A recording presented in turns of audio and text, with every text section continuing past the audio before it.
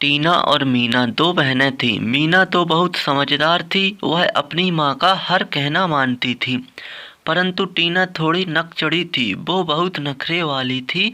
वो तो अपनी माँ का कहना भी ना मानती थी। टीना, अब घर चले, माँ हमारा इंतजार कर रही होगी, शाम भी होने वाली है। तुम जाओ, मुझे अभी पहाड़ों पर जाना है, मैं आ जाऊंगी। ऐसा कहते हुए टीना वहाँ से चली जाती है। आप नहीं सुधरोगी, आप हमेशा वही काम करती हो जिससे मम्मा गुस्सा हो। फिर मीना भी वहाँ से घर आ जाती है। मीना मेरी बेटी, तुम अकेले ही घर आई हो, टीना कहाँ है? माँ, मैंने टीना बहन से कहा था कि घर चलें, परंतु वो मेरी सुनती ही कहाँ है, वो पहाड़ों पर चली गई है। टीना की वजह से तो मैं बहुत परेशान आ गई हूँ, वह मेरी बात तो मानती ही नहीं है। तभी बबली कबूतरी वहाँ पर आती है। रानो बहन, मैं कल दूसरे जंगल गई थी अपनी बहन के पास। मेरी बहन के पास में एक चिड़ा रहता है, वो लकड़हारे का काम करता है, बहुत मेहनती है। आपने मुझसे कहा था ना टीना के लिए रिश्ते के बारे में। हाँ बबली बहन, मैं तो टीना के रिश्ते को लेकर बहुत परेशान हूँ। बस कोई अच्छा सा रिश्ता मिल जाए मेरी बेटी के लिए। वो चिड़ा बहुत मेहनती है, ज़्यादा अमीर तो नहीं है, परंतु मुझे पूरा विश्वास है वो हमारी टीना बेटी को बहुत खुश रखेगा। बातें चल ही रही थी कि टीना भी वहाँ पर आ जाती है। टीना बेटी, आप इतनी देरी से घर ना आया करें, जमाना बहुत खराब है, बेटियों का ऐसे घर से बाहर रहना ठीक नहीं। मम्मा, मैं अपनी सहेली से मिलने चली गई थी।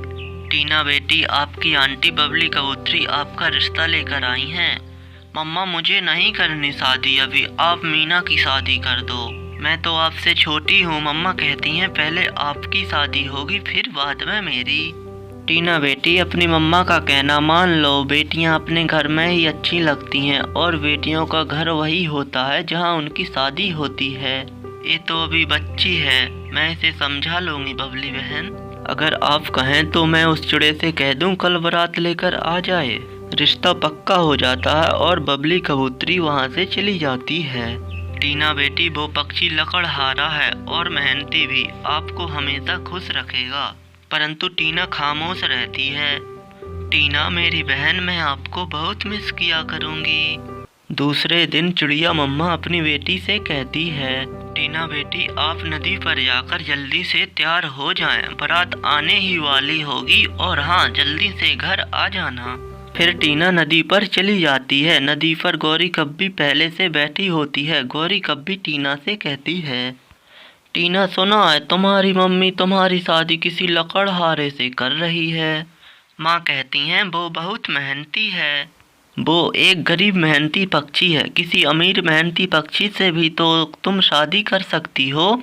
दूसरे पक्षियों के घर मरम्मत करता है वो, और अपना खुद का घर तो उसका टूटा हुआ है।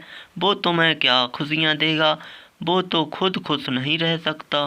परंतु बबली आंटी, माँ तो कह रही थी कि वो चिड़ा अच्छा कमा लेता है, एक समय के 2 दाने, इसके अलावा वो तुम्हें कुछ नहीं दे सकता। अगर मेरी बात मानो तो तुम ये शादी ना ही करो, मैं तो तुम्हारे भले के लिए कह रही हूँ।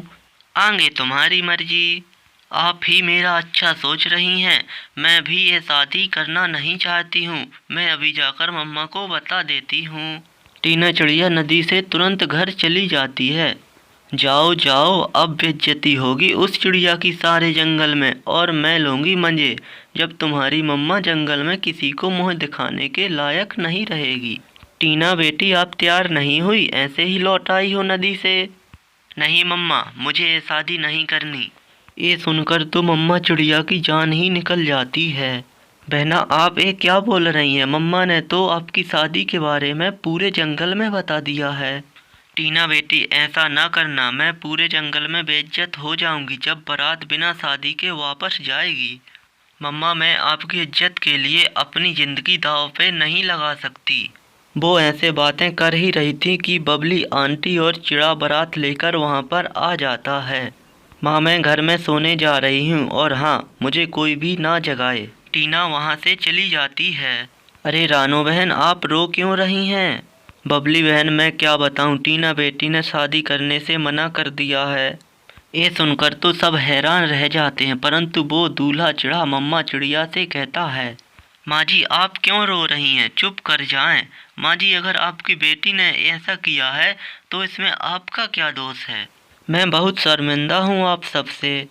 जी आजकल के बच्चे भी ना अपने माँ बाप की इज्जत की बिल्कुल भी परवाह नहीं करते। सारे पक्षी तरह तरह की बातें करेंगे।